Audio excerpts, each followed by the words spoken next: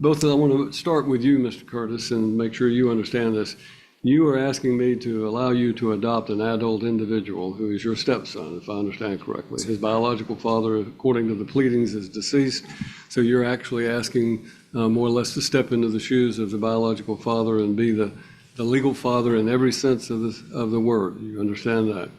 And you understand that means, although he is clearly an adult and not somebody that I have to worry about all the child support issues that might otherwise attend, do you understand that he will be entitled to all of the rights of a biological child of yours? Do you have other children? All right, so he's going to be your child the same as they are. He'll inherit from you and you inherit from him and so forth. When you get to be an old man and you're living in a nursing home, he's got to come bring you food and, whatever you want to take care of you in that way. You understand that? Roll you around in your wheelchair if necessary. But you understand that, Caleb? You understand what you're asking. Of course, you already have your relationship with your mother, but now you're asking for me to make Joshua your legal father. And of course, the same would be true if something were to, God forbid, happen to you. He's responsible to help take care of you and so forth. The same as we all know that have children, it doesn't stop when you turn 18. You worry about your children, you try to help them and take care of them as best you can and let them stand on their own 2 feet. But this is going to be the relationship the two of you have. Do you understand that? You want this man to be your father in every legal sense? All right. Well, I would say what my father used to say about my father was not a big, tall man, and my brother and I, when we hit teenage years, we were both taller than he was, and we'd go to town over in Erin, where I grew up, and his friends would say, "Dee, them boys are big enough to whip you." And I look at Caleb and I see that. Well, my dad's response was always, "They might be big enough, but they ain't near mean enough." So you can take it from that. I think that Caleb and Joshua, I'm happy that you have the kind of relationship that you do and everything is in order. I will grant your adoption. You're going to have to draw an order, since you're representing yourself, that basically says that it was heard today and before me. And have you already done that? Yes, sir. All right. You're a step ahead.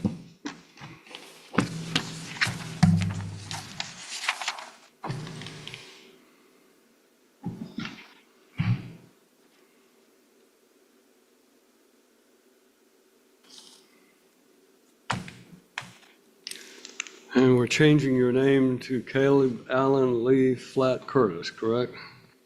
All right. All of you have signed off on this, so I find it to be appropriate. And this is an adoption of an adult, and this is, as my understanding, you would file this on your own so that it is not, you're not represented by an attorney. So I will ask you a few questions. This is an adoption of Caleb Allen Lee Flatt. Is that you, Caleb? Is that who you go by, Caleb? All right. And the petitioners are Joshua Gene Curtis and Jennifer Marie Curtis. So, Ms. Curtis, are you the biological mother of Caleb? Yes, okay. And you're consenting to this adoption, but actually it's not, your consent's not required because Mr. Joshua Gene Curtis is the one who's actually doing the adopting here. So I said today being April Fool's Day, we'll hope that this one still sticks. Congratulations. You have a boy. Thank you. You can get a copy of that later in the morning from the clerk's office once they've transmitted it over, okay? Thank you. Thank you. 2024. All right, good morning. This is the day after Memorial Day, and I don't know how many of you have actually observed anything about Memorial Day, but it is a significant day for those of us who have family that served in the military and maybe have lost loved ones serving in the military. And it occurred to me that too often we take these things, these rights and privileges that we have for granted. Over the weekend and yesterday, I was watching a Netflix show that was about Lincoln. And in it, they recreated the Gettysburg Address. And it hit me that that is one of the most important speeches, 272 words, that our country has ever experienced. And in this day and age, with the divisions and animosity that's being expressed towards citizen to citizen, I think it's important that we remember what Lincoln had to say. So I'm going to read this. You bear with me. This was delivered at the dedication of the Soldiers' National Cemetery at Gettysburg, Pennsylvania. 77 years ago, our fathers brought forth on this continent a new nation, conceived in liberty and dedicated to the proposition that all men are created equal. Now we are engaged in a great civil war, testing whether that nation or any nation so conceived and so dedicated can long endure. We are met on a great battlefield of that war. We have come to dedicate a portion of that field as a final resting place for those who gave their lives that that nation might live. It is altogether fitting and proper that we should do this. But in a larger sense, we cannot dedicate, we cannot consecrate, we cannot hallow this ground. The brave men, living and dead, who struggled here have consecrated it, far above our poor power to add to or detract. The world will little note nor long remember what we say here, but it can never forget what they did here. It is for us, the living, rather to be dedicated here to the unfinished work which they who fought here have thus far so nobly advanced. It is rather for us to be here dedicated to the great task remaining before us, that from these honored dead we take increased devotion to that cause for which they gave the last full measure of devotion, that we here highly resolve that these dead shall not have died in vain, that this nation under God shall have a new birth of freedom, and that the government of the people, by the people and for the people, shall not perish from the earth. Abraham Lincoln, November 19th, 1863. If you will stand with me, we're going to have the Pledge of Allegiance. I pledge allegiance to the flag of the United States of America, and to the republic for which it stands, one nation, under God, indivisible, with liberty and justice for all. Thank you for that. All right, we're ready to start the docket. Call the first case.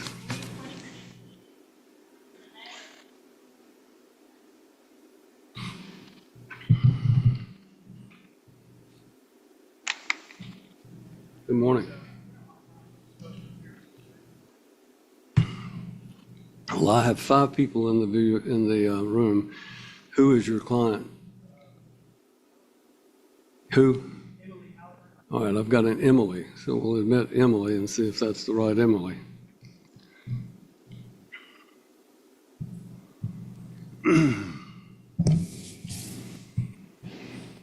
If this is Emily Halliburton that's in the meeting now, if you will turn on your, there we go. Are you Emily Halliburton?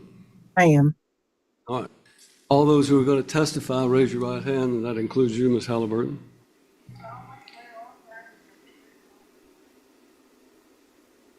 All right. You may proceed, Mr. Yes, Your Honor. Sanders. Your Honor, this is a termination of parental rights and adoption, and we are here today on a default following service by publication. All So right. we're ready to proceed. Please state your name. Danelle Cochran. And Ms. Cochran, you live here in Dixon County, is that correct? And do you know this young lady here between us? This is my daughter McKinley. Okay. Tell the court briefly how she came into your life. McKinley and her brother came to me via foster care. They exited custody under the SPG. I've had her as my ward since April of 2024. And you have filed with this court a petition to terminate parental rights and for adoption, is that correct? And is the information contained in that true? Yes. Ms.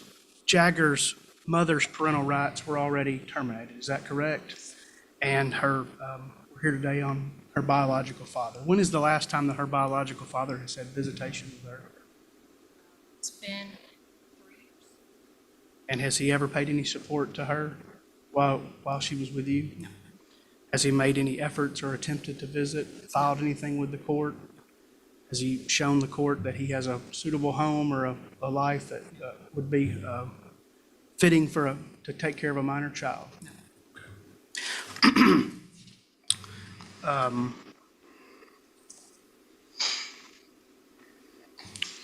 Ms. Halliburton, you heard those questions that I asked.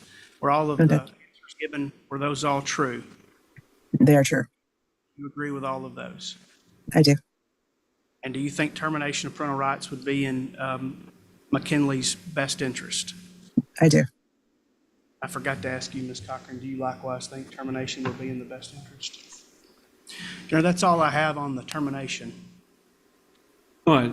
And I find by clear and convincing evidence that the defendant in the case, John Wesley Yeagers, has failed to provide support or failed to exercise visitation, and by the statutory definition, he has abandoned the minor child. You may now proceed with the adoption portions. Again, Ms. Cochran, would you please state your name? Danelle Cochran. And you have filed with this court a petition seeking to adopt McKinley Brooke Jaggers as your child, correct? Is all the information in that petition correct? Are you able to take care of her? You understand that if this court grants this adoption, it will be just like she was born to you. You would have all the responsibilities of a biological parent as far as Ms. McKinley is concerned. You understand that? And you want the court to approve that, and you think that is in her best interest. Ms. Halliburton, same questions for you. You understand that if the court were to grant this adoption, it would be just like she was born to you. Yes. You have all the rights and responsibilities of a biological parent, and you want the court to adopt that, grant Yes. adoption. Yes. Ms. McKinley, how old are you? I'm 15. And you understand why we're here today? You want the court to approve this, is that correct? And I asked you about changing your name to anything in the world that you wanted to change it to today, and it's not something you're interested in, right? No, sir. Okay, all right. That's all I have, Your Honor. All right. We'll start with Ms. Cochran. Ms. Cochran, you understand that, as Mr. Sanders has pointed out, this is going to forever change the nature of your relationship with McKinley, and that no longer will you be a foster parent or a guardian. You're going to actually be her mother, the same as if she was born to you biologically, and that carries a lot of responsibilities, duties, and obligations. If, God forbid, something happened between you and your wife, then each of you would have the opportunity to pursue custody and support from the other, and you would have all of the same responsibilities that a biological parent has. Sure. Ms. Halliburton, you've heard me ask those questions. Are you aware that this is changing the nature of your relationship and that you are going to be this child's mother the same as if you were the biological parent? I do. I am aware. Both of you are willing to assume that. You have a teenager already. She's 15, but she's just beginning to be a teenager, so McKinley looks like a really nice young lady. I'm sure she will never give you a minute's worry or anything that will cause you to be concerned about staying out late or doing anything that she shouldn't do. And when she starts dating guys, she will only date those guys that you find to be appropriate or whatever the situation may be. In any event, you understand that this is going to be your responsibility to ensure that she's nurtured and guided through her teenage years. You understand that? Ms. Halliburton, you understand that? I do. All right. I find that this adoption is in McKinley's best interest as well. McKinley, you got anything else you want to say? Now's your time. This is one time you can say anything you want to about your parents without any ramifications. So now is to speak. Speak now or forever hold your peace.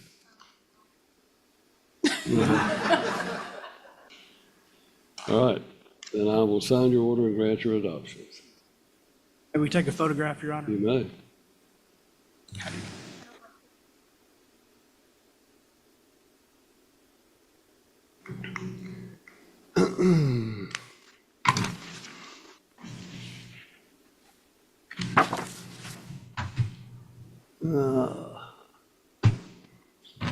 How do you want them to take the picture, Your Honor? Doesn't matter to me. We don't have, Ms. Halliburton's not with us except on the screen, so if you want to, I'll step down here and you can Okay, take try a to get in front picture. of the screen.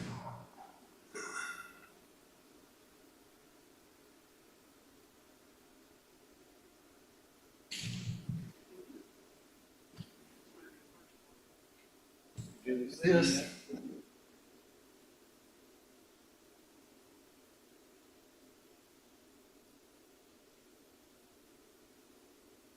Get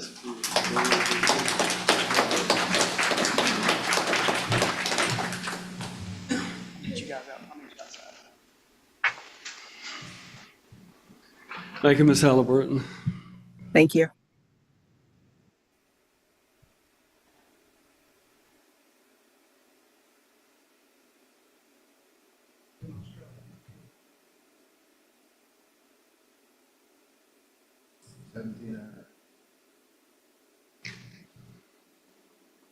All right, good morning. Good morning. We have with us the petitioners, Ms. Shirley Ponder and Mr. John Hunter. This is a petition for conservatorship of their mother. If we could have them sworn in, please. All those who are going to testify, raise your right hand. Let's place you under oath.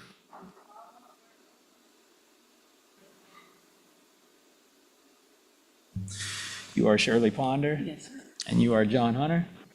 And you are the two biological children of Miss Dorothy Hunter, is that correct? Yes, sir. Now, you two have asked me to file a petition to have the two of you appointed as Miss Hunter's conservator, is that correct? Yes. And just confirming for the record, Miss Hunter is 92 years old, is that correct? And in connection with this petition, did Miss Hunter receive treatment, and did she meet with a physician by the name of Dr. Benjamin DeHaven? Yes. And did Dr. DeHaven file a report outlining what her current medical condition is, specifically that Ms. Hunter suffers from arthritis, heart failure, memory loss, and cognitive decline? And you two have taken care of her informally for quite some time, is that correct? And given the health issues that she's experiencing, worsening condition both physically and mentally, you feel at this time it is appropriate to ask the court to have the two of you appointed as her conservator, is that correct? You have also, in connection with this petition, coordinated with my office to prepare a property management plan. You all currently have Ms. Hunter's real estate listed with Mr. Neil Trice, is that correct? Included with the real estate, she also has bank accounts, CDs, stocks, which you all intend to utilize for her care to pay for her medical expenses and her day-to-day living expenses, is that correct? One other thing you mentioned to me, subsequent to the filing of this petition, I think Ms. Hunter has experienced one or two falls, is that correct? She's had Three falls, okay. And so based on that, I think she's currently or in the process of transitioning from Olive Branch to the Pearl at Fairview, is that correct? You all believe that she can receive better care and attention at that facility, and so that would justify the move to that care facility. You all believe that this is in the best interest of Ms. Hunter?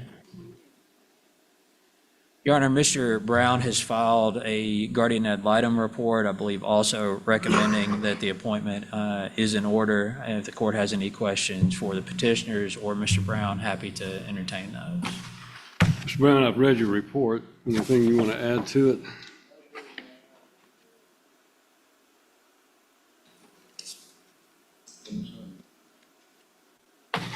All right.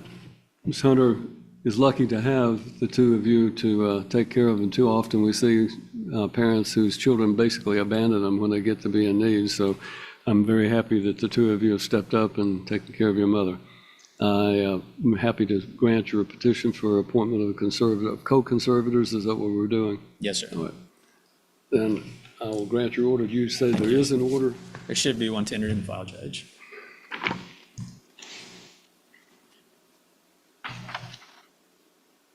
Mr. Brown, if you want to submit your fee application, I'll be glad to.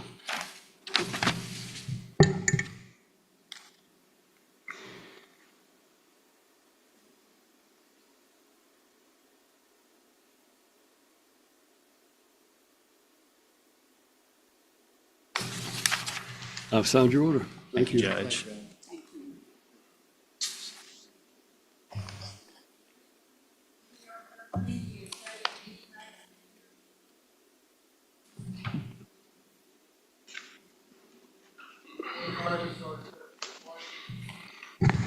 Anyone here to prosecute the claim of Horizon Medical Center? No one here to prosecute your claim. The claim, the exception is granted. Thank you, Your Honor. We'll tender an order.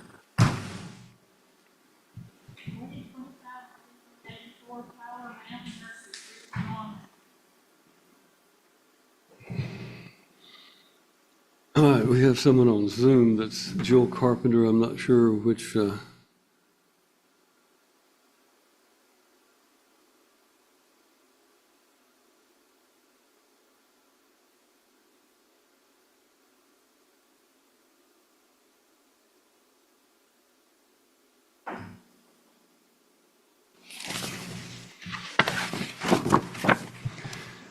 All right, I am looking for Jill Carpenter or someone on behalf of Jill Carpenter on a motion for substitution of counsel. Yes, Your Honor. Attorney Williams on behalf of Ms. Carpenter. All right, thank you.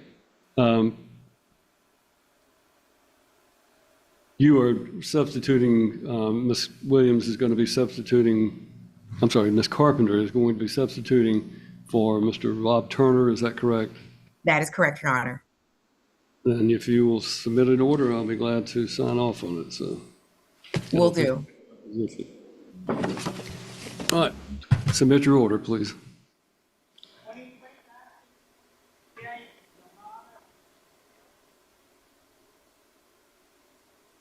I have another one before you as well. I don't know if you're going in a particular order.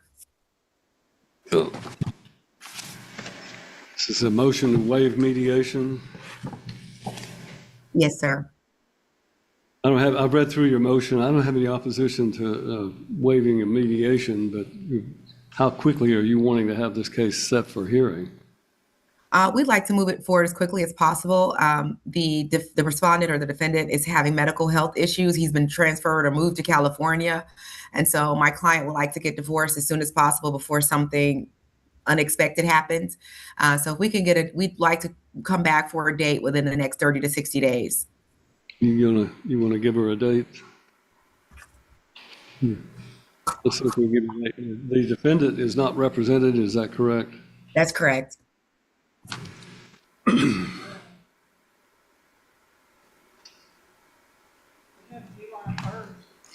July the 1st, At what time? what? Would it be at 9 a.m.? 9 o'clock. All right. We'll take that, Your Honor. All right, thank you. Thank you so much. Go ahead.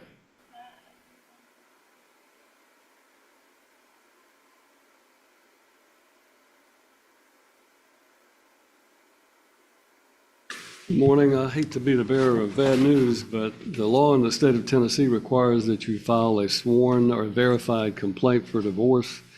The copy that I have in this court file bears the signature of Nicole Merritt, and on the second page it has, again, Nicole Merritt with an address and telephone number and an email address, but there is no affidavit, no sworn, it was not sworn to, and therefore it's, in the eyes of the law, a nullity. You have to file a sworn complaint for divorce, a verified or sworn complaint. It has to be signed in front of a notary so that all of the allegations in the complaint are sworn to.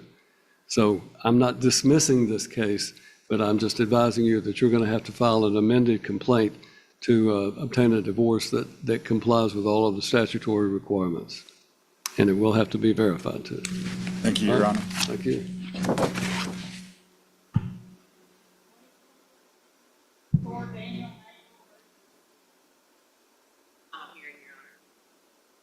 All right, any time estimate? All right, let me see what else we have.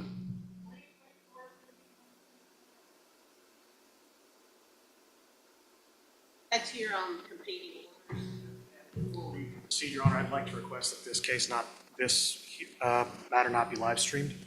All right, we'll put you at the tail of the docket then. Have a seat. Understood, Your Honor.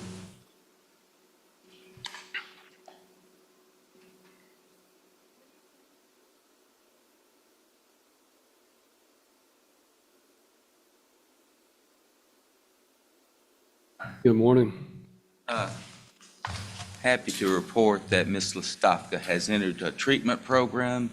Mr. Holly and I are going to continue these matters and hoping for success at her treatment, and we'll reset these matters by agreement if necessary. All right.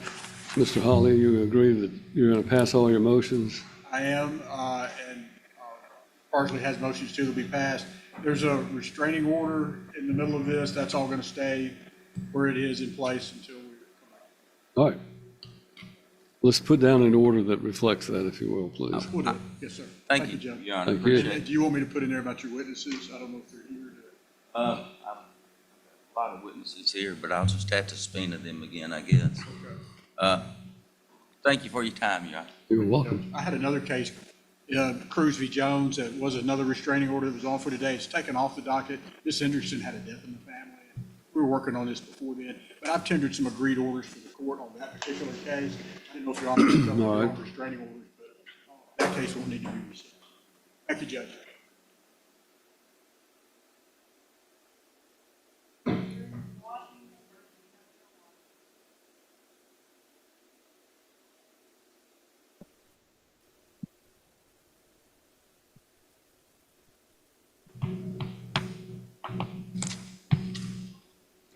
I'm looking for the father's attorney, Rebecca Toka. Anyone in the waiting room that could hear me that would be associated with this case?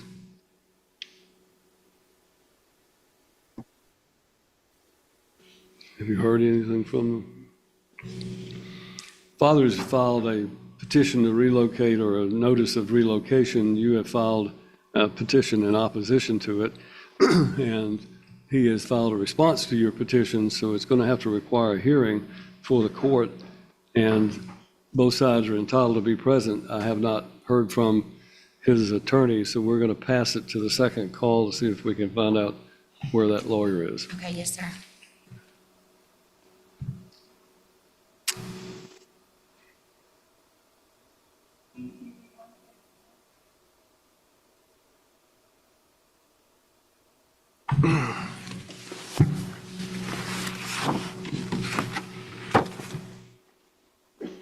Mr. Perricone, this is here on your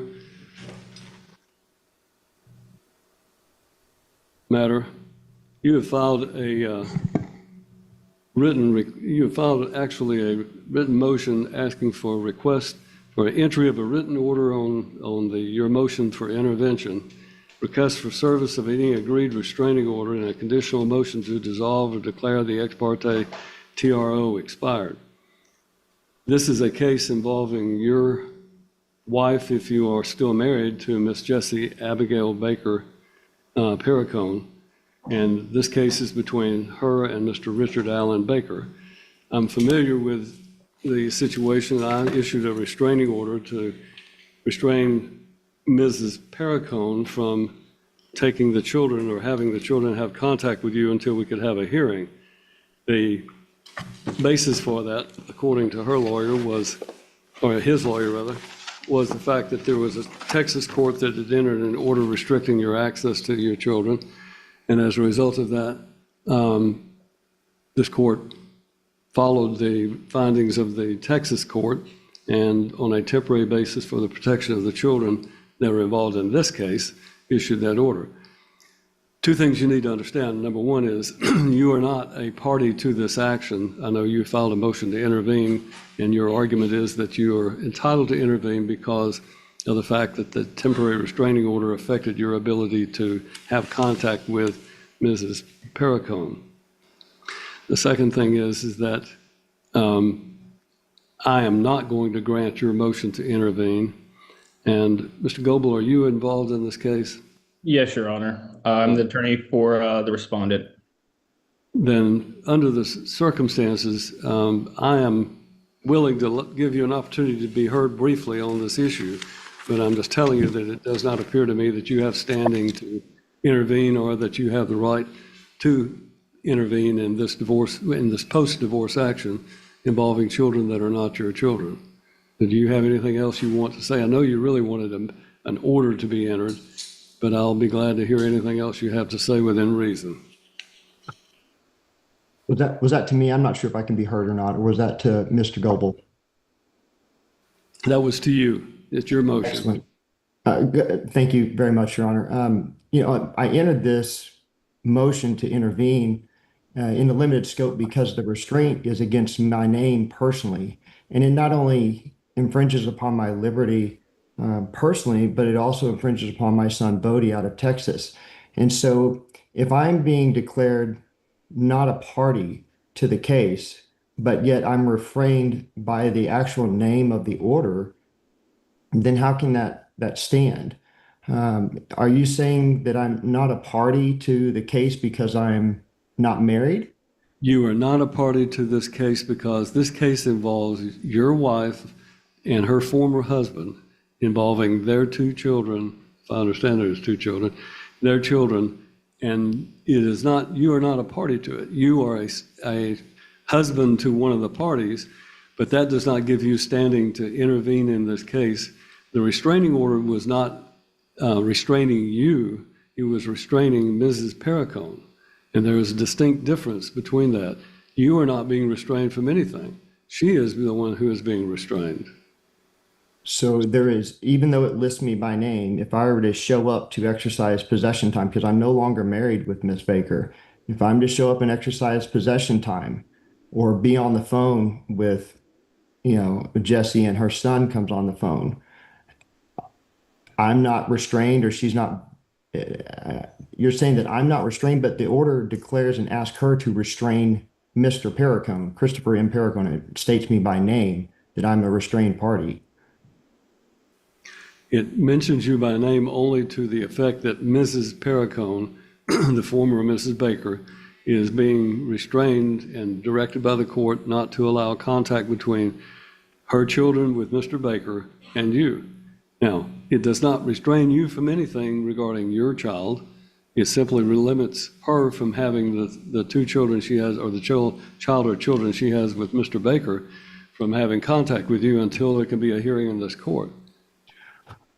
Well, the problem is it actually is acting as a restraint upon my possession exchange times with my son Bodie. I know when I was reading through Hogue v. Hogue, it was talking about when an order is vague and not clearly defined. And when I'm listed by name, there's a fear that people that will read the letter of that law and say, if I'm not allowed to be present or have any contact with Miss Baker's children, because Jesse's supposed to restrain me, which I don't know how a private party can restrain my rights.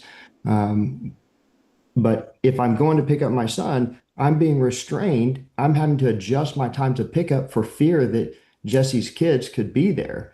And so I'm missing possession time. I'm having to adjust schedules to make the drive up to Tennessee.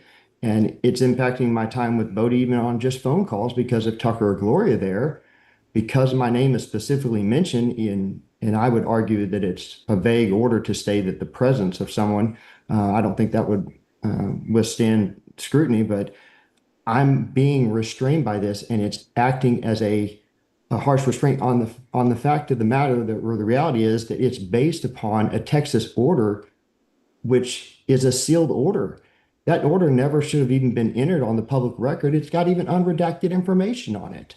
And so my name is being restrained. You're ordering Jesse to restrain me based on a Texas order that's contested, that has not even have findings of facts. The harsh parts of that order are omitted in the findings of facts. And a jury trial will be joined. I am not interested in litigating your Texas situation. All I'm telling you is this doesn't have any application to you and Mrs. Perricone and your child with Mrs. Perricone. This has application only to the children that Mr. Baker and Ms. Perricone have.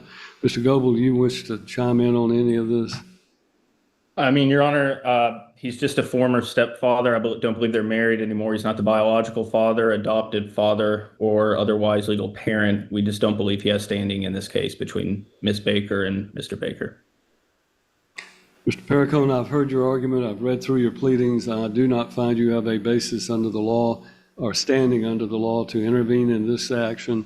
I do not find that your allegations that this is infringing upon your rights to be meritorious, and as a result of that, I am denying your right to intervene, and an order will be. Mr. Goebel, I'm going to ask you to draw an order and send a copy of it to Mr. Perricone, which sets forth my findings and allows this court to enter an order that shows that, and I want to make it specific, that the restraining order previously entered in this case restrains Mrs. Perricone, the former Mrs. Baker, from having the children around Mr. Perricone. It does not restrain Mr. Perricone from having contact with his minor child with Mrs. Perricone.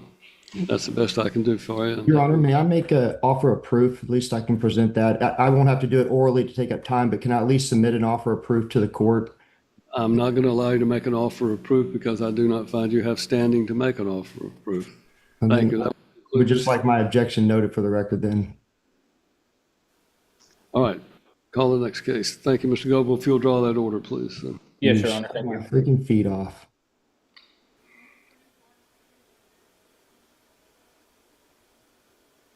Fine, but you do not have standing in this case because you're not. How? I had a motion, and it was set for Friday. This dude filed some intervening motions.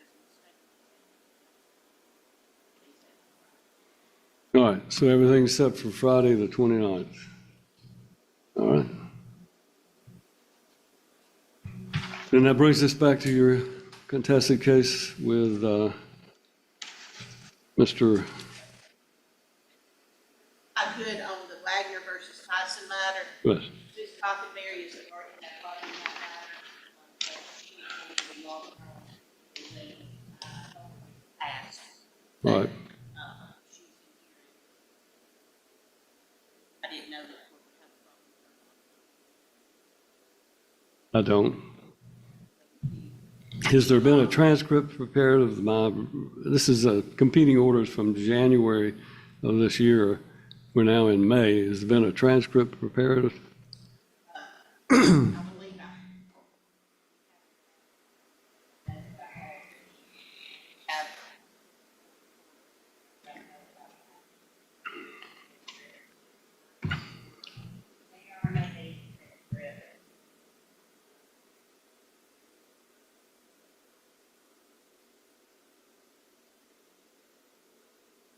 Well, both of you are asking me, and I understand. I'm going to, if you will, mute this. I'm going to mute this, please. I'm muting it. So.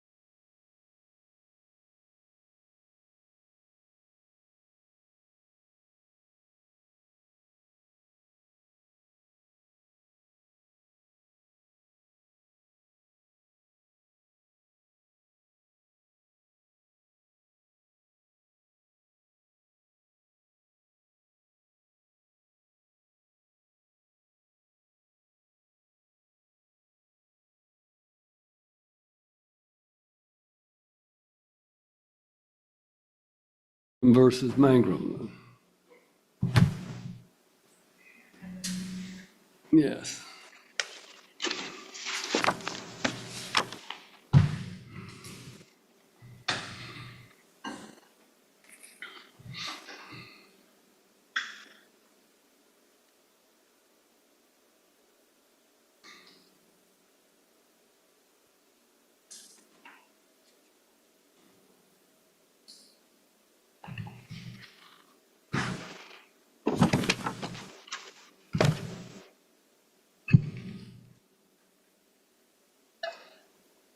Either side wish to make an open. Ms. Coffenberry is now in the waiting room, so I will send her a message.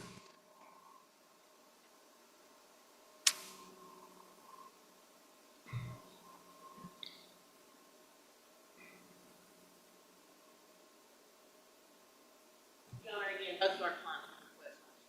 That's fine. That is fine. That's the reason we post the notice if anybody objects. Give me a minute then.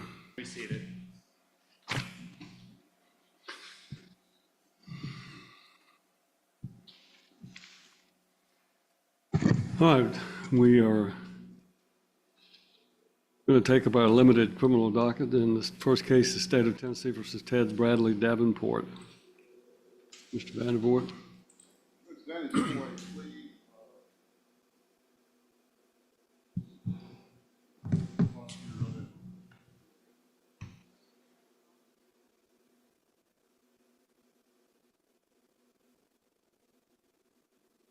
Do we need to pass it till she gets here? All right.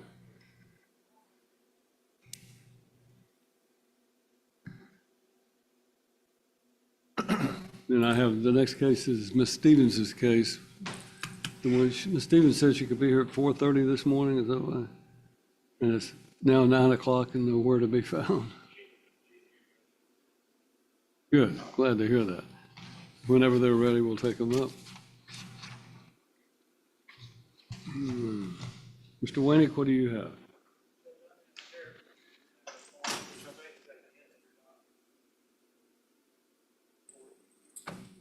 So you need General Bryson as well?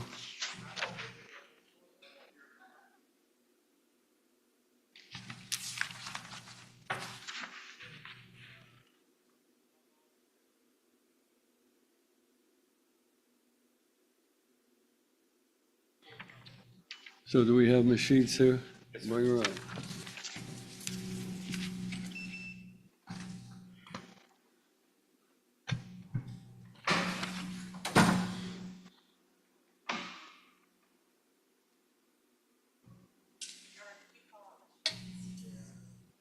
This is a case, Your Honor, where Ms. Sheets and Andrea Phillips are co-defendants, and the agreement is they both have to plead. Pretty much, the agreement is to plead together so that neither one of them have to proffer. I don't know if the court is willing to take it up that way, or if we need to. That's fine. Let's see, Mr. Talbot's here, so Mr. Talbot, if you are representing Miss Andrea Kathleen Phillips, is that correct? Is this going to be for a plea for her? Now let's go ahead and bring Miss Phillips out as well. We're going to do both of them at once.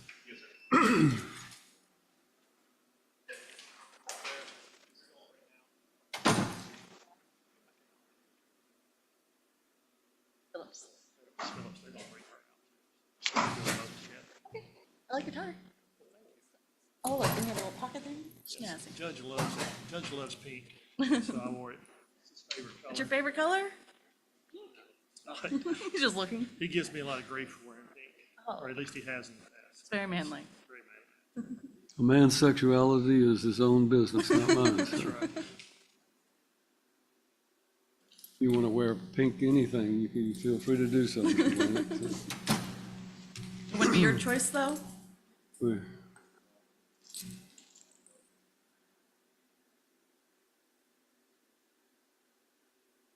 Ms. Phillips, we're going to do something a little unusual because the state has indicated that both you and your co-defendant, Ms. Sheets, are going to be entering a plea, and that by doing it simultaneously, we are avoiding either one of you having to make a proffer or testify against the other, if I understand correctly. All right. Let's start then with Ms. Sheets. Ms. Sheets, if you will raise your right hand and let's place you under oath.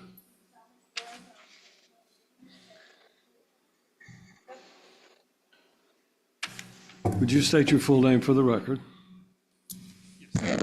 Danielle Sheets. Ms. Sheets, you are here today charged with a multi-count indictment. The agreement that I've been handed is that you're going to be entering a plea of nolo contendere to the offenses of criminal simulation in count 2, count 3, count 7, and count 9, and that the remaining charges would be dismissed as a part of the agreement. But have you seen or been shown a copy of those charges, talked them over with your lawyer and discussed with him, or with Ms. Wainick rather, the range of punishment you're facing and any possible defenses you might have? Yes, sir. Do you understand that you have a right to plead not guilty to these charges and to have a speedy and public trial by jury? I need you to answer. We're recording. This gentleman here is taking down everything you say and every word you say, so I need you to say it out loud, okay? Yes, Your Honor. Do you understand that you would have the right to have an attorney to represent you at the trial of this case and to have one appointed if you could not afford your own? Yes, sir. Do you understand that if you went to trial, you would be presumed to be innocent until such time, if ever, the state proved your guilt beyond a reasonable doubt to the satisfaction of all 12 jurors, and their verdict would have to be unanimous before you could be convicted of anything? Yes. Do you understand that if you went to trial, you and Ms. Wainick could confront and cross-examine every witness the state called to testify against you, plus you could bring in your own favorable witnesses by the use of a subpoena? Yes. Do you understand that if you went to trial, you would be presumed to be innocent? You would not have to testify or prove anything, and no inference of guilt would arise because you did not testify at your own trial? Yes. Do you understand that if you went to trial and you were found guilty, you could appeal that conviction and a sentence imposed to the Court of Criminal Appeals and have a lawyer appointed to help you with that appeal? Yes. Do you understand that by entering a plea of nolo contendere, you're simply saying, I'm not going to admit I did anything wrong, but I'm not going to contest the state's evidence against me? That's why it's called a no contest plea. And if I don't contest the state's evidence against me, I know that they're going to give evidence to the judge and he's going to find me guilty according to this agreement. You understand that? Yes, sir. Is your decision to plead, well, first of all, do you understand this is going to result in a number of, I think it's 4 different convictions that are going to be on your record in the future to make more severe the punishment you receive if you're ever again convicted of a crime? Yes, sir. Is your decision to plead no contest today voluntary? Yes. Anybody forcing you to do this against your will? No. You understand I can't accept your plea unless I'm satisfied there's a factual basis for it. All right, then I want you to, we're going to put the pause button, and I'm going to move to Ms. Phillips and go through those things with her. Would you state your, is it the same agreement for both parties? They're similar pleas, Judge, but not exact. Mr. Talbot, you want to hand me that plea sheet so I can go over it with her? Yes, Ms. Phillips, if you'll raise your right hand, let's let you be placed under oath as well.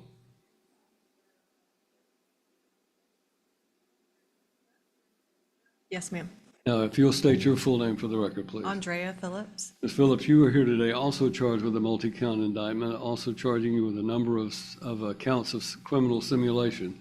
And it's been indicated you want to enter a plea of no contest or nolo contendere, but have you seen or been shown a copy of those charges, talked them over with Mr. Talbot? You and he discussed the range of punishment you're facing as well as any possible defenses you might have. Yes, Your Honor. Well, it's indicated that you want to enter this plea of no contest. You heard me explain that that means you're not going to admit anything, but you're not going to contest the state's evidence, and they're going to tell me what their evidence would be at trial, and that evidence will support me finding you guilty. Excuse me. Do you understand that you have a right then to plead not guilty and to have a speedy and public trial by jury? Yes, Your Honor. Do you understand that you went to trial, you'd have the right to have a lawyer and to have one appointed, as I've done with a public defender? Yes. You understand that if you went to trial, you and Mr. Would be presumed to be innocent until such time, if ever the state proved your guilt beyond a reasonable doubt to the satisfaction of all 12 jurors, and their verdict would have to be unanimous before you could be convicted of anything? Yes, Your Honor. Do you understand that trial, you and Mr. Talbot could confront and cross-examine every witness the state called to testify against you, and you can bring in your own witnesses by the use of a subpoena? I do. Do you understand that if you went to trial, you would be presumed to be innocent, you would not have to testify or prove anything, and no inference of guilt would arise because you did not testify at your own trial? Yes.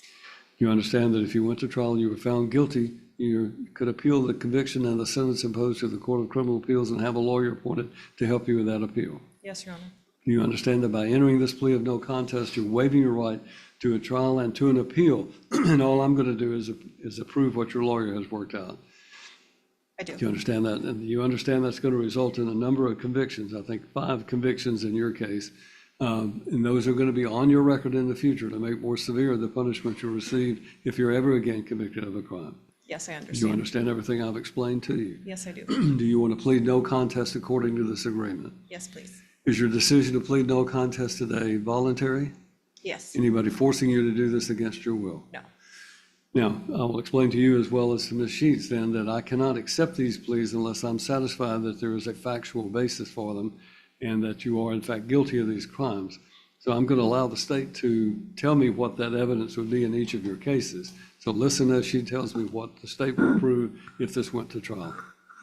Your Honor, if this case had gone to trial, the state would put on evidence to show that between September of 2025 and November 7th of 2025, Miss Andrea Phillips and Miss Danielle Sheets were seen on camera going to Walmart here in Dixon, as well as other Walmarts in other jurisdictions, and passing counterfeit bills. That happened on numerous occasions, as well as ultimately upon an investigation and determining who these people were, they were able to track down information regarding the vehicle that they were using and ultimately found out where they were staying. They were staying at a house they did not own. They're both living out of state, and they were here in Dixon County during this time period. When they confronted them, they had large amounts of items to counterfeit, including printers and uncut money in a suitcase and all the items it took to counterfeit money. That would be the evidence the state would present. All right, Ms. Sheets, I started with you, so we'll continue with you first. Did you hear and understand what the state's evidence would be against you at trial? I did, Your Honor. Do you still wish to enter a plea of no contest? Yes, sir. Are you satisfied with your attorney's services? Yes. You feel like Ms. Wainick has done a good job of representing you competently? It's been awesome. All right. Ms. Awesome Wainick, are you know of any reason that she could not enter this plea? All right. Now, Ms. Phillips, did you hear and understand what the state's evidence would be in your case? Yes, I did. Did you also believe do you also believe that your lawyer has represented you competently and done a good job? Yes, I do. He's been awesome. 2 awesome lawyers at one time. I'm not sure I've ever had that happen. All right. Mr. Talbot, do you know of any reasons that Ms. Phillips should not enter her plea? No, sir. Is there anything further from the state? No, Your Honor. Then I'll start again with Ms. Danielle Marie Sheets, since I began with that. Ms. Sheets, in docket number 2025 CR 272, upon your plea of no contest or nolo contendere to count 2, I find you guilty, sentence you to 3 years in Tennessee Department of Corrections to serve as a range 1 offender that will be suspended on time served to supervise probation. You are required to make in-person reporting and have a minimum of 1 drug screen per month. There will be 0 tolerance for failed drug screens. That means 1 failed drug screen, you're going to serve your sentence in prison. You understand that? You're ordered to pay restitution of $2,101.79 with jointly and severally with your co-defendant, Ms. Phillips. In count 3, you're found guilty, sentenced to 2 years in Tennessee Department of Corrections as a range 1 offender, suspended to supervised probation, concurrent with count 2. Count 7, you're found guilty, sentenced to 2 years to serve in the Department of Corrections as a range 1 offender, suspended to supervised probation, also concurrent. Count 9, 2 years to serve in the Tennessee Department of Corrections as a range 1 offender, suspended to supervised probation, also concurrent with count 2. That will conclude Ms. Sheets' plea, and the credit that you're entitled to is from November 7th, 2025 until today.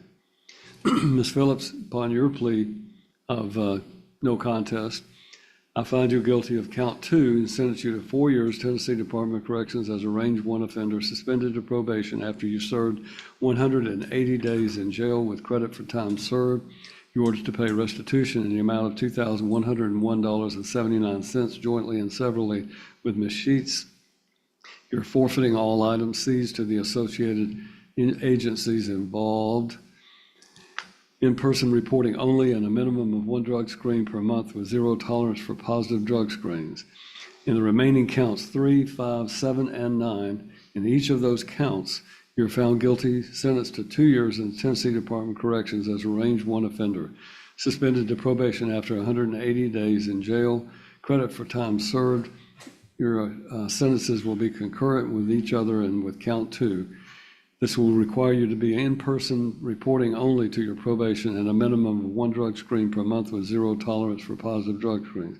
I'll ask you again, do you understand 1 positive drug screen, you'll serve your sentence? I do, Your Honor. All right. That is the judgment of the court. Both of you will need to see the probation department.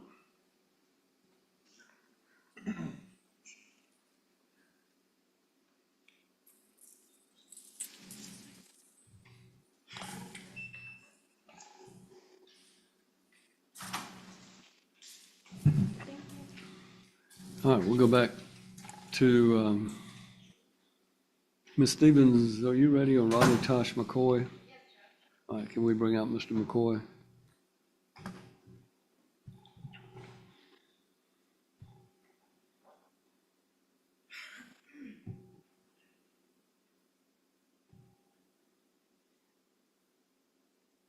I'm sorry. I'm reading the facts of the case. I did.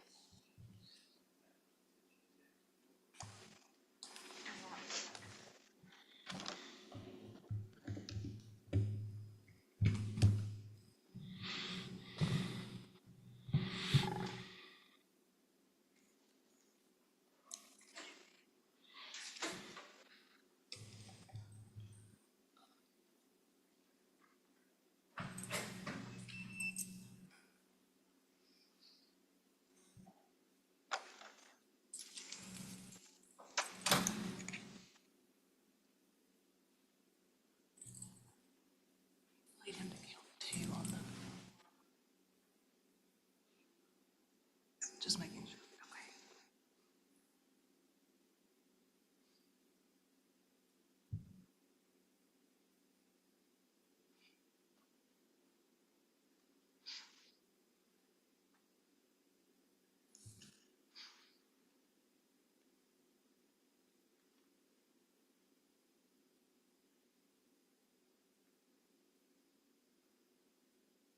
Good job. Yeah. All right, good. Thank you, Judge.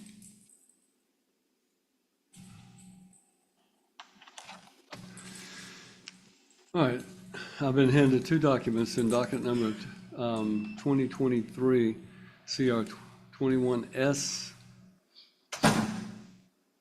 I have been handed a document indicating he's going to be pleading nolo contendere to count 1 conspiracy to promote the sale of methamphetamine over 300 grams will be amended to a Class B felony of possession of methamphetamine. He will receive a sentence of 10 years. Tennessee Department of Corrections as a range 1 offender, a $3,000 fine and costs. All items seized will be forfeited. He must testify truthfully if called to testify against any remaining co-defendants. In count 2, he will plead no contest to conspiracy, which is amended to a Class B felony. Receive 10 years again as a Tennessee Department of Corrections as a range 1 offender, a $3,000 fine, and costs. All items would be seized, forfeited rather, that were seized, and again must testify truthfully. This would be concurrent with count 1. In 2023 CR 281, on his plea of no contest to count 2, he would be pleading no contest to intent to sell or distribute methamphetamines, Class B felony, and receive 10 years as a range 1 offender concurrent with his prior case, $3,000 fine and cost, forfeit all items seized. Count 2, unlawful possession of a firearm during the commission of or attempt to commit a dangerous felony. Receive 2 years Tennessee Department of Corrections as a range 1 offender to serve at 100% per the statute. And that would be consecutive to count 2, but concurrent with count 2023 CR 21. Your Honor, if I may, there's a typo there on the punishment. That should be count 4, as it states. Oh, I'm sorry. That's my mistake, Judge. So that's count 4 for the weapons charge. So he's pleading to count 4. Yes, Your Honor, count 1 and 4. And all weapons seized would be forfeited and he'd pay any court costs. And then he gets pre-sentence jail credits as set forth on this document. Mr. McCoy, raise your right hand. Let's place you under oath.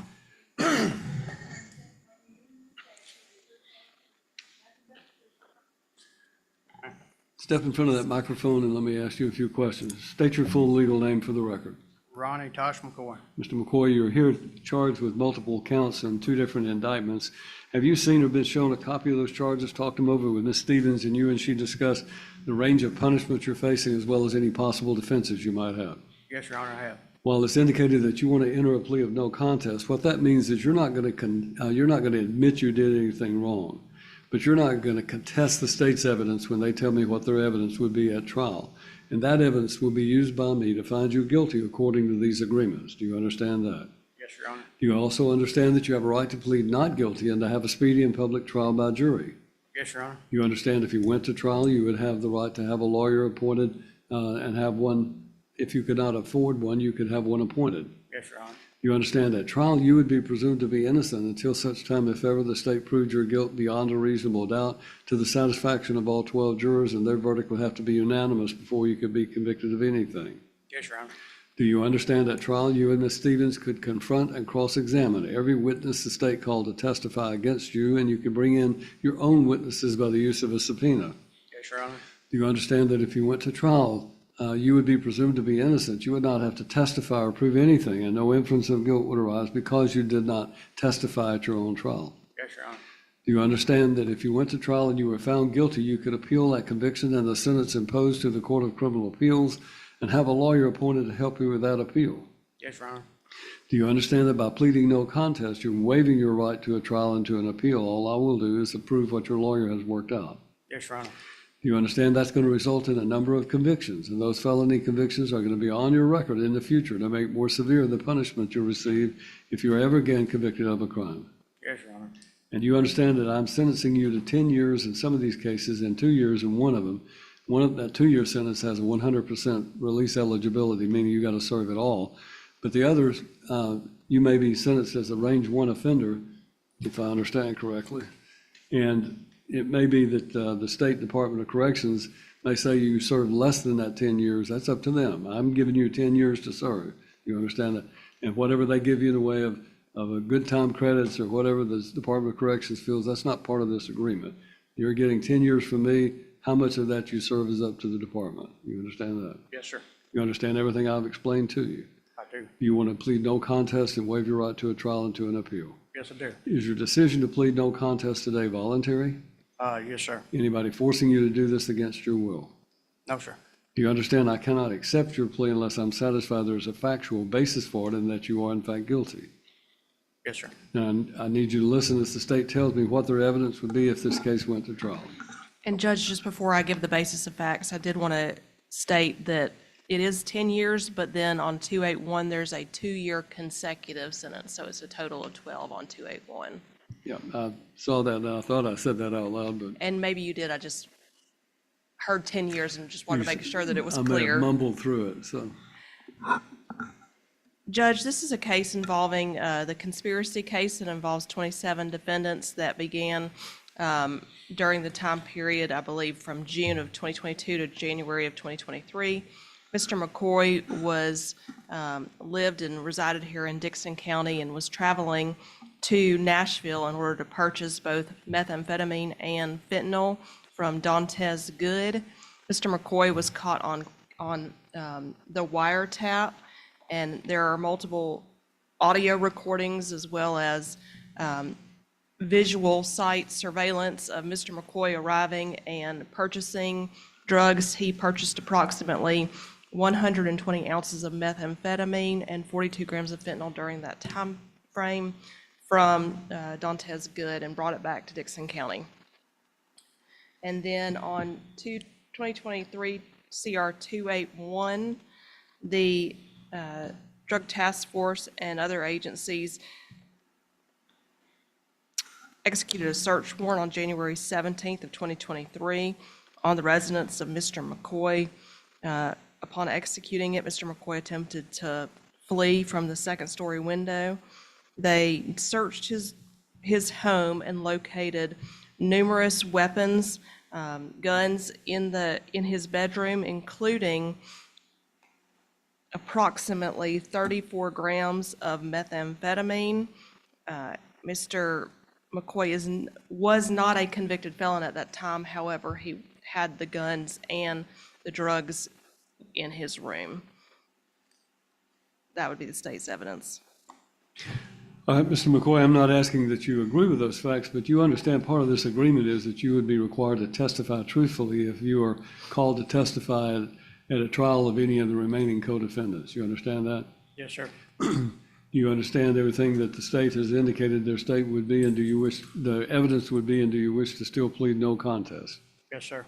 Are you satisfied with your attorney's services? Yes, sir. You feel like Ms. Stevens has done a good job and an awesome job, Yeah, as we say? She's done a better job than any of That the seems rest to of be them. today's standard. That's the only reason I said that. So, Ms. Stevens, you know of any reason you should not enter this plea? Anything further from the state?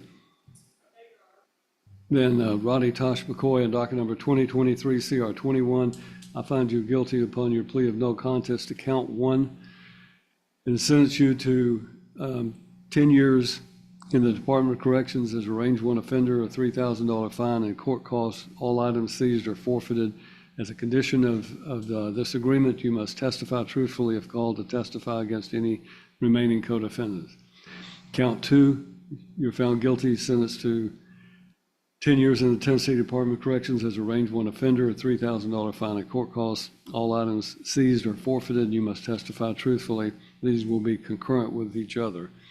In 2023 CR 281, you're found guilty of count one, sentenced to 10 years in the Tennessee Department of Corrections. That will be concurrent with the prior case. You're ordered to pay a $3,000 fine and court costs and forfeit all items seized. Count four, you're found guilty and sentenced to 2 years in the Tennessee Department of Corrections as a range one offender to serve at 100% per statute. This will be served consecutively to count two, but concurrent with the prior case. All weapons seized are forfeited, and you're ordered to pay any court costs.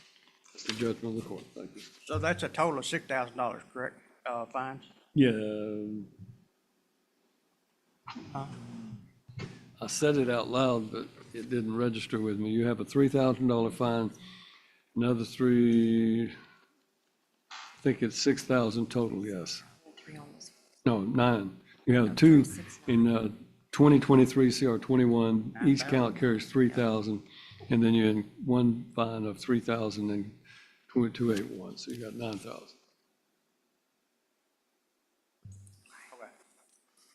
Thank you, Judge. Thank you, Ms. Stevens. All right, we ready then on Ted Bradley Davenport, Mr. Vandervoort, General?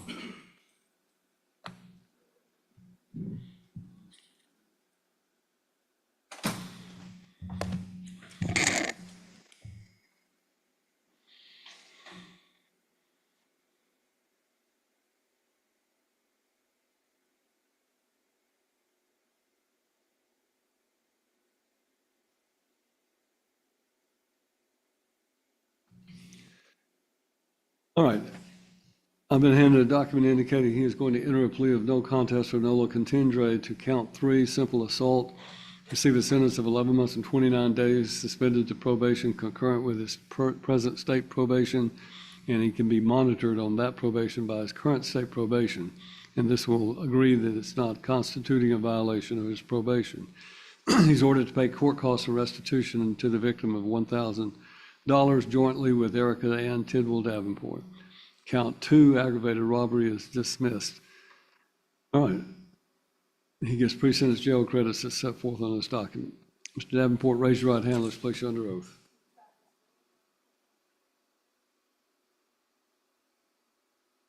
Yes, ma'am. State your full name for the record. Ted Bradley Elliott Davenport. Mr. Davenport, you're here today charged with 2-count indictment, but have you heard what I've said that the agreement is?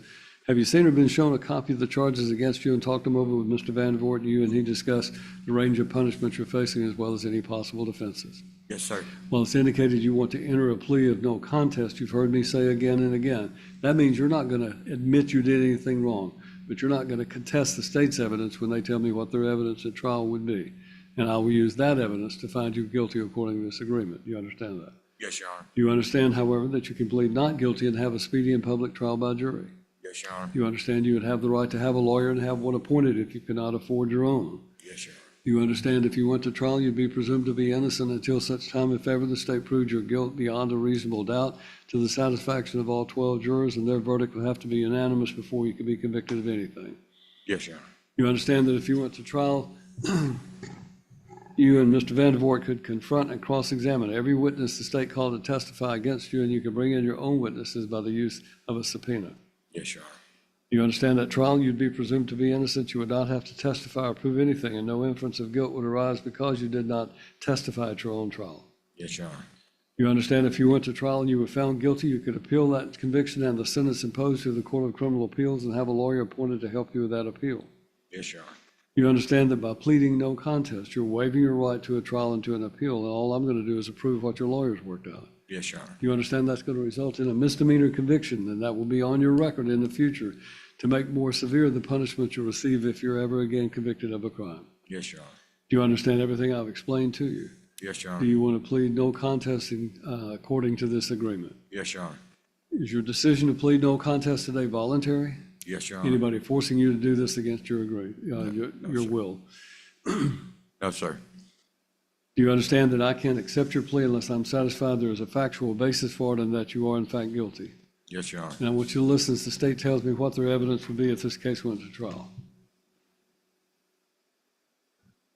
Judge, if this case went to trial, the proof would be that the Davenports had worked out an agreement to work for the victim, Joe Townsend. There was a dispute about how financial matters were handled, and Mr. Townsend did come to the parking lot of the Perfect Pig over in White Bluff, which is next to the residence of the Davenports, late at night on June the 3rd, probably with the intention of fighting. Mr. Townsend filmed a partial video of the incident indicating that Miss Davenport had a baseball bat and that both were interested in engaging in a fight. He did show up to the emergency room with injuries to his face consistent with having been hit multiple times.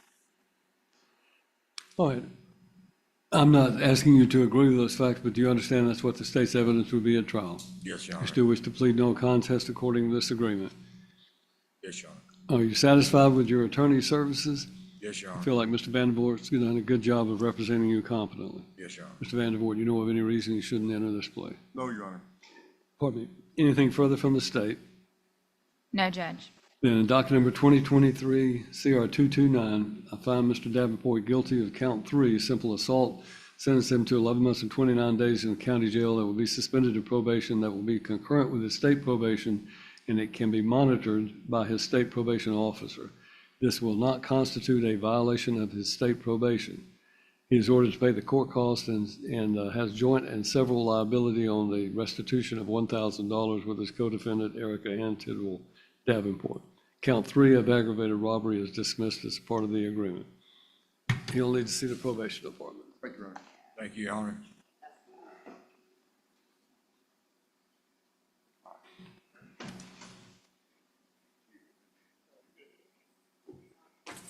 And Mr. Wainick, are you ready on your case?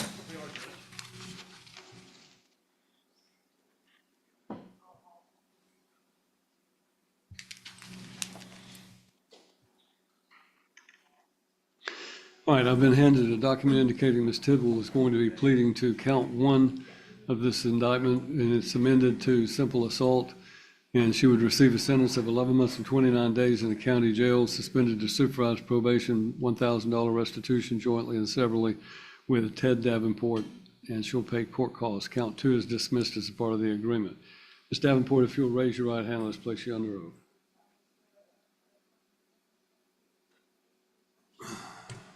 Yes, ma'am. State your full name for the record. Erica Davenport. Ms. Davenport, you're here today charged with a 2-count indictment. You've heard me go over what the agreement is, but have you seen or been shown a copy of the charges against you and talked them over with Mr. Wainick, and you and he discussed the range of punishment you're facing as well as any possible defenses you might have? Yes, sir. Well, it's indicated that you want to also enter a plea of no contest. You heard me explain to your husband. That means you're not going to admit you did anything wrong, but you're not going to contest the state's evidence when they tell me what their evidence would be at trial, and you probably heard what their evidence is likely to be. But you understand that that evidence will be used by me to find you guilty according to this agreement. Yes. You understand that you have a right to plead not guilty and to have a speedy and public trial by jury. Yes. You understand that if you went to trial, you'd be able to hire, you'd have the right to have a lawyer and to have one appointed if you could not afford one. Yes. At trial, do you understand you would be presumed to be innocent until such time if ever the state proved your guilt beyond a reasonable doubt to the satisfaction of all 12 jurors, and their verdict would have to be unanimous before you could be convicted of anything? Yes, sir. You understand that if you went to trial, you and Mr. Wainick could confront and cross-examine every witness the state called to testify, and you could bring in your own witnesses in by using a subpoena. Yes. You understand if you went to trial, you would be presumed to be innocent. You would not have to testify or prove anything, and no inference of guilt would arise because you did not testify at your own trial. Yes. You understand if you went to trial and you were found guilty, you could appeal that conviction and the sentence imposed to the Court of Criminal Appeals and have a lawyer appointed to help you with that appeal. Yes.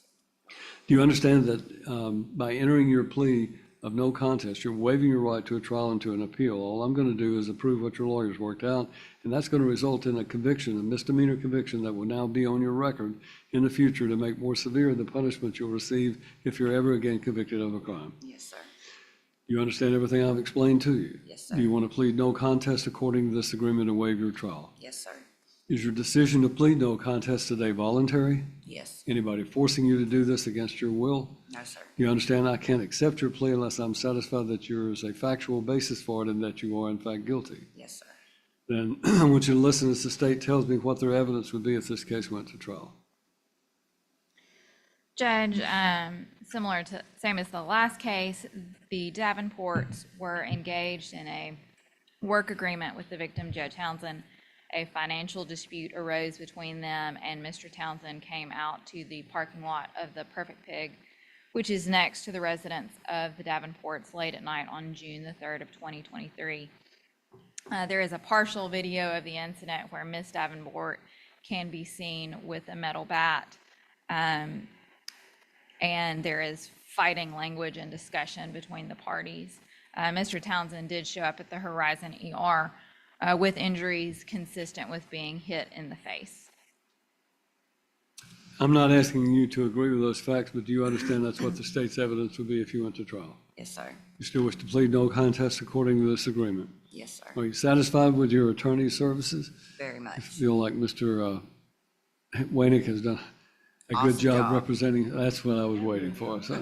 The magic words that we're using today. So, even with the pink tie, you think he's done a good job? Oh, yeah. You don't object to his sartorial choices? Yes. Okay. Awesome. Mr. Wainick, do you know of any reasons he should not enter this plea? I do not. Anything further from the state?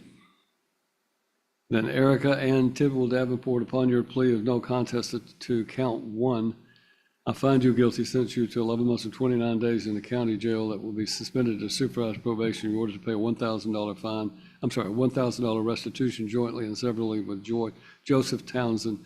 And you're ordered to pay with Ted Davenport to Joseph Townsend and pay the court costs on count one. Count two is dismissed. All right, good luck to you. Thank you, Judge.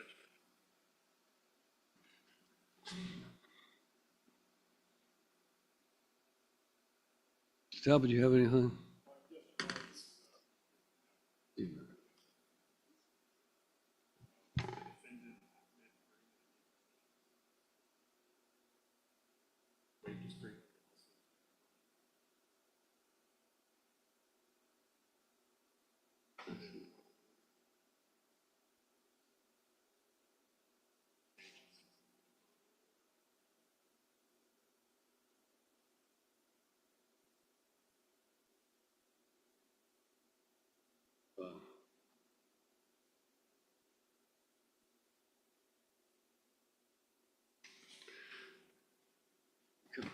There you go. Anybody have anything else you want to address?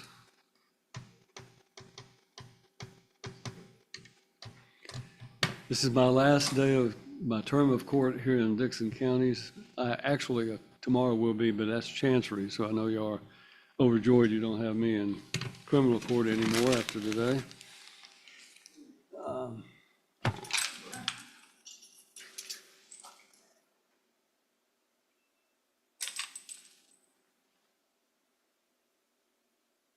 So my next time back here for criminal matters is, if I'm looking at it correctly, is we have the 20th of July, and that's on the daycare case for forensic interview, and a sentencing hearing on Anthony Thompson on the 21st. And then I have on the 31st of July, I'm sorry, yeah, on the 31st of July, I have State versus Algard motions.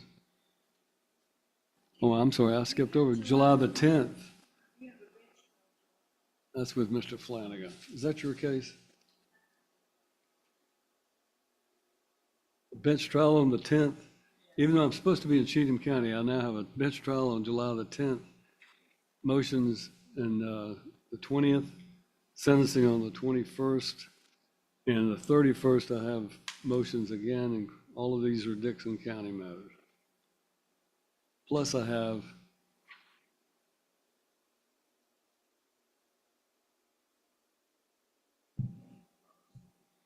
I also have State versus Estes motions, which are Houston County cases that are supposed to be heard here on the 17th. What now?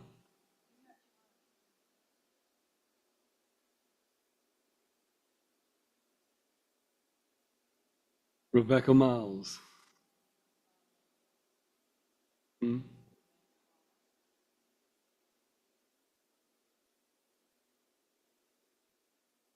Well, that's my VOP day in Cheatham County, so they're going to have to do it over there. Humphrey. Right, State versus Algard motion.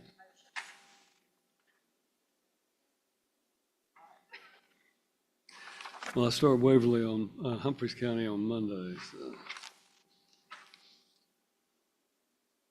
All right. We stand adjourned.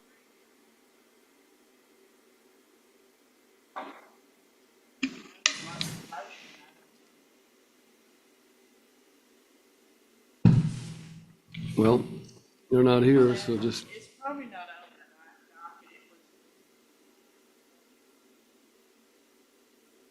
Stephanie Lowe. I had talked to Mr. Oak. I had talked to him. Okay. That's what I thought. We'll just pass that motion to transfer funds to the end of the docket. We'll see if they show up. 334 PR Pardon? 25. I don't care if you do or not. It's their motion. If they care enough about it to be here, then we'll hear it. If they don't, then it will either be reset or dismissed. The estate of Sale of some real estate that was owned by Miss Kendall at her death. We had retained Mr. Neil Trice, Charles Woodard and Associates to auction. Anyone this here in property. opposition to the approval of the sale of this property? No one here, then the $20,000 was the best price you were able to afford, and I will approve your sale. Brought Mr. Trice in case you needed some evidence on it. Does he that want to it- come up and testify just so he could count his time in court? I don't know that he does, but the property was not in the greatest condition, so about the best way they could get.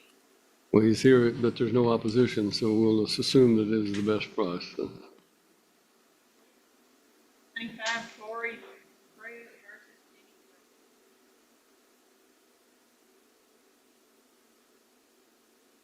Put it on second call, thank you. TV 394 Colton Ray. Catherine Wheatley.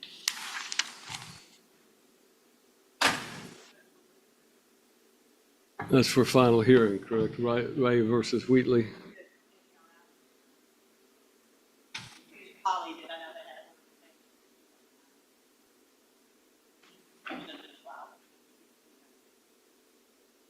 Well, if they resolve their case by an agreement, then I will take it up at any break that we have in the case. Otherwise, we'll be waiting until we finish this. We have another day of chancery tomorrow, but I think it's a full day also.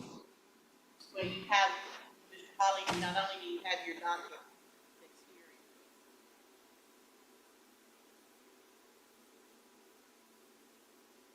here. Why did I do that? Well, I think that you were so in a daze after we tried it all day that you probably zoned out and didn't realize it. I have the file for the Hinton case tomorrow. I probably need to look at it to make sure. This is the one where he went to the police academy. Oh, yeah. That's, oh, yes. Oh, yes. Just wait on bated breath till tomorrow. Yeah, I'm not feeling real well. I may be please, sick tomorrow. so- You can't deny me this one, Judge. This is. He doesn't look well.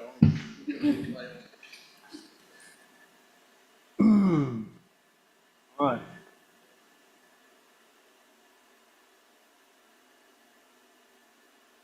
So were we ready on Ray versus Wheatley then? Right?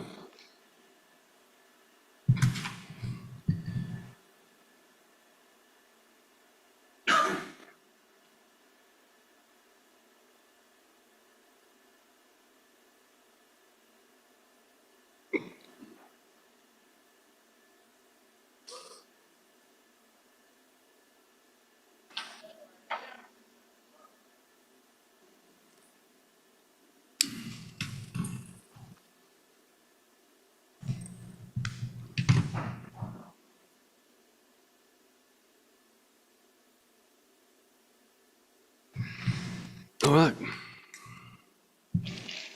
This is for final hearing, correct? Originated on a petition to establish paternity and for custody or alternative liberal visitation. And Ms. Roberts, actually, I think it was Ms. Duke that filed the original petition, so you would be considered to be the moving party. We had a previous hearing. All right. Okay. Either side wish to make an opening statement, I'm glad to hear it. My client does not wish for it to be televised due to the child's going to be entering school next year. In what? The child will be entering school next year. He doesn't want All to. right. Based on the objection of Mr. Ray, then we will terminate the live stream. So. No, I had him this morning, but I gave him back to you.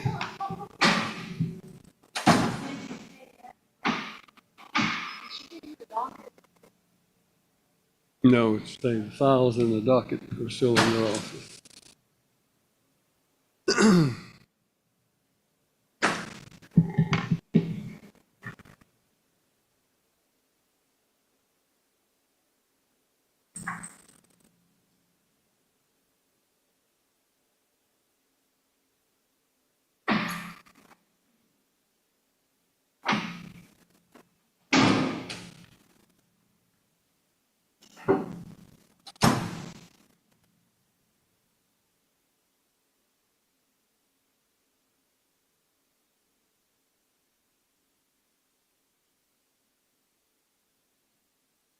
While we're waiting on the files, my understanding is we have only two things we have three defendants, but only two motions.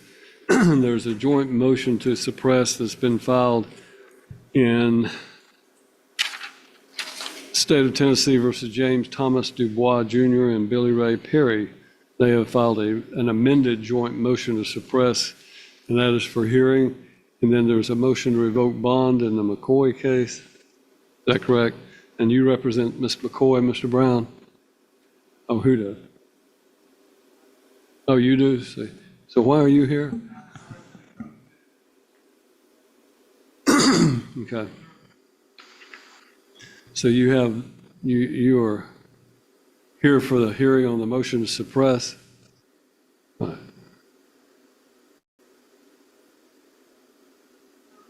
Eric Zuler's with the Drug Task Force. They are.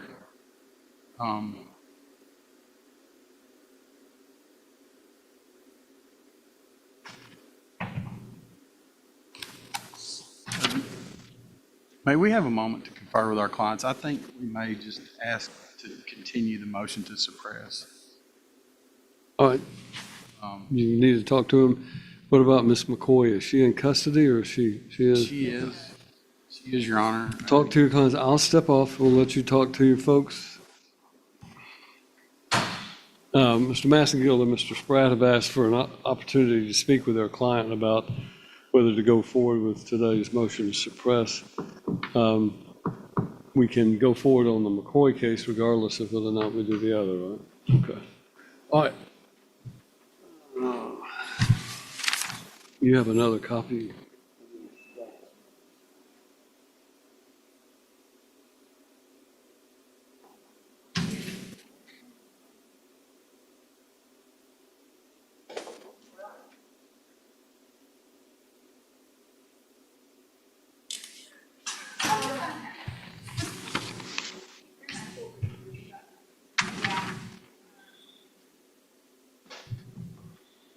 All right, I'm going to step off, let them have an opportunity to talk. Please let me know as soon as they are ready to proceed. So. Back in session. All right. Are we going to proceed first on the McCoy case? Your Honor, if we're going to ask for continuance on the suppression of the Dubois and Perry case, we'll take that up and get them out Yeah, of we'll here. take that up first then.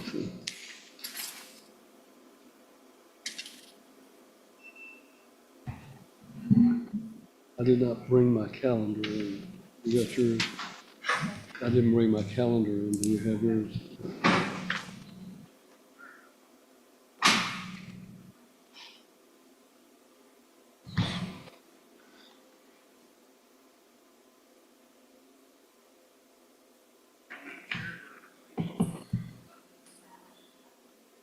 So on the people in the waiting room, are they for the McCoy case or this case? Do we know? Did you say you had some people that were in the waiting room? I do, Your Honor. I think there's three, actually. We have 3 people in the waiting room. They're all for this case? Or No, sir. They're for the McCoy case, yes, sir. All right. Your Honor, we, as the court's noted, we filed an amended motion to suppress. That was to allege standing in the pleading. There's some video that the state is still going through, and there could be a need for a second motion based on a different theory of the search. So, which rather than necessitate a second motion, we'd rather just work through all that. We could file a second amended motion to suppress depending on what we find out. So I think it would probably be better to not have 2 motion hearings. All right, so you're requesting to continue this. Do we know how long? State have any opposition to that? Do we know how long it will take you to conclude the new discovery and be able to go forward on your motion, either this one or the second amended one?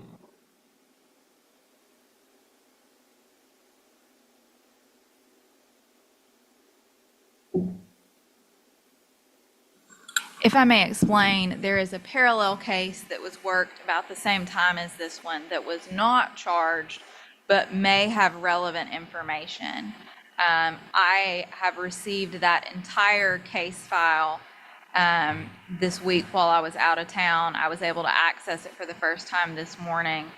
There are numerous videos in it, and the defense has been asking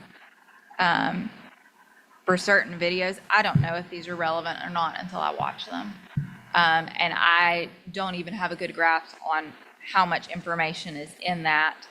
I am in the middle of Judge Lockhart Mash's trial term and expect 2 or 3 different cases to potentially go to trial this month. We can set it in the May term. I know your May term is very full, but that would be the earliest that I could be ready is May. Is there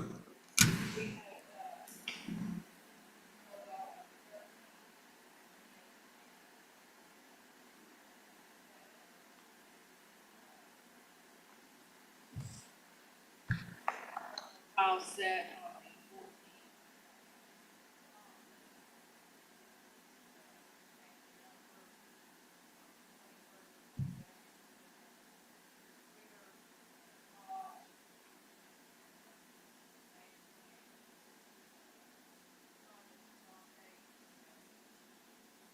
Well, my thought would be, let's put it on the first of our criminal docket. Did you have a particular reason you had to be here on the 20th, General, as opposed to the 13th? I was looking to see when the new prosecutors academy was going to be. And I know it is that week. I'm seeing. Is this something, this is what you were teaching at, is that right? Yes, Judge, they're not sending me back remedially.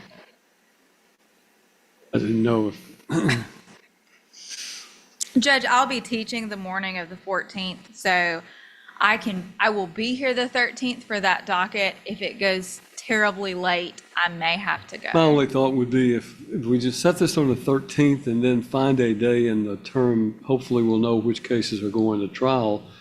And if a day opens up, we can set it for that term or the next month, which would be June. June is when we were in Stewart, Houston.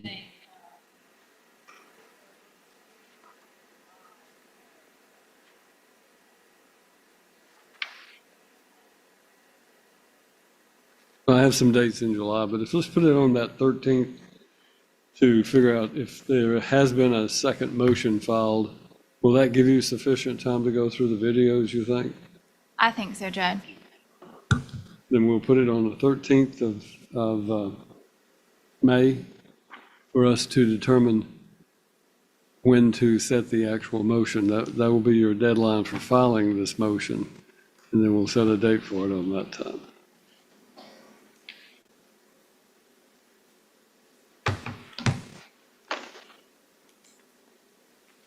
Thank you, Judge.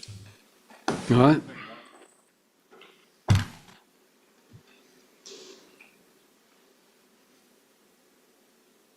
That's your grand jury testimony. Thank you, Nathan.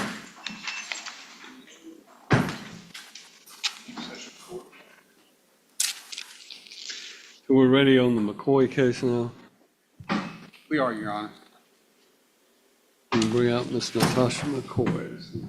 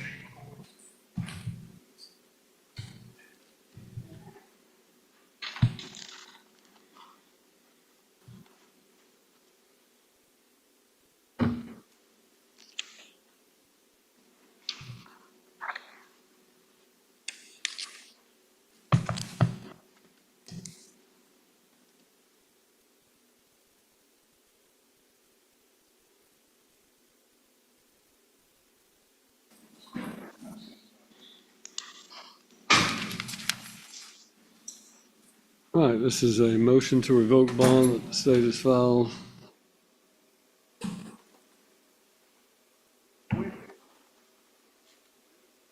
You may.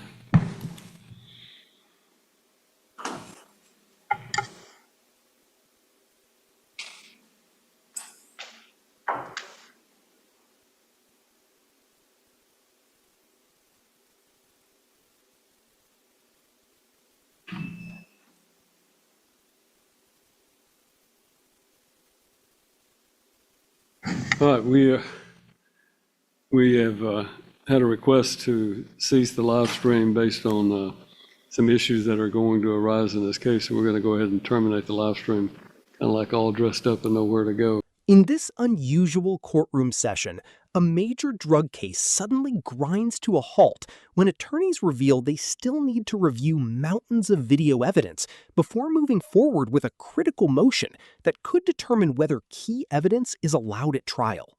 The hearing begins with prosecutors, defense attorneys, and multiple defendants appearing for what was expected to be an important suppression hearing involving a drug task force investigation. There's a joint motion to suppress. But almost immediately, defense attorneys ask for time to privately confer with their clients before proceeding. May we have a moment to confer? The judge agrees and briefly steps away from the bench while attorneys discuss strategy behind the scenes. I'll step off. When court resumes, the defense reveals a major problem. Attorneys explain that investigators recently produced additional discovery materials, including numerous videos connected to a related investigation that may contain important information about the search being challenged. There are numerous videos in it. The defense argues that reviewing everything now could potentially lead to an entirely new legal theory and even a second motion to suppress. There could be the need for a second motion. Rather than holding multiple hearings, attorneys ask the court to delay the case until every piece of evidence has been reviewed. We'd rather work through all that. The judge questions how long the process will take, while prosecutors admit they are still sorting through the newly received material themselves. I don't even have a good grasp on how much information is in that. The courtroom then turns into a scheduling battle as attorneys compare calendars, trial dates, and prosecutor training commitments. I didn't bring my calendar. After several minutes of discussion, the judge grants the continuance and sets a future deadline for any amended suppression motions. We'll put it on the 13th of May. But the most dramatic moment comes when the court shifts to another case involving a defendant named Natasha McCoy. Prosecutors announce they are moving to revoke her bond, potentially sending her back into custody. This is a motion to revoke bond. Then, just as the hearing is about to begin, the court receives a request to stop broadcasting the proceedings entirely. We have had a request to cease the live stream. The judge immediately orders the public live stream terminated before sensitive information can be discussed in open court. We're going to terminate the live stream. What begins as a routine motion hearing quickly turns into a courtroom battle over discovery evidence, suppression motions, bond revocation, and secret proceedings serious enough to force the court to shut off its public broadcast. Do you think courts should pause major criminal cases until every piece of evidence has been reviewed, even if it causes long delays? Like and subscribe for more real courtroom moments. In this unusual courtroom session, a major drug case suddenly grinds to a halt when attorneys reveal they still need to review mountains of video evidence before moving forward with a critical motion that could determine whether key evidence is allowed at trial. The hearing begins with prosecutors, defense attorneys, and multiple defendants appearing for what was expected to be an important suppression hearing involving a drug task force investigation. There's a joint motion to suppress. But almost immediately, defense attorneys ask for time to privately confer with their clients before proceeding. May we have a moment to confer? The judge agrees and briefly steps away from the bench while attorneys discuss strategy behind the scenes. I'll step off. When court resumes, the defense reveals a major problem. Attorneys explain that investigators recently produced additional discovery materials, including numerous videos connected to a related investigation that may contain important information about the search being challenged. There are numerous videos in it. The defense argues that reviewing everything now could potentially lead to an entirely new legal theory and even a second motion to suppress. There could be the need for a second motion. Rather than holding multiple hearings, attorneys ask the court to delay the case until every piece of evidence has been reviewed. We'd rather work through all that. The judge questions how long the process will take, while prosecutors admit they are still sorting through the newly received material themselves. I don't even have a good grasp on how much information is in that. The courtroom then turns into a scheduling battle as attorneys compare calendars, trial dates, and prosecutor training commitments. I didn't bring my calendar.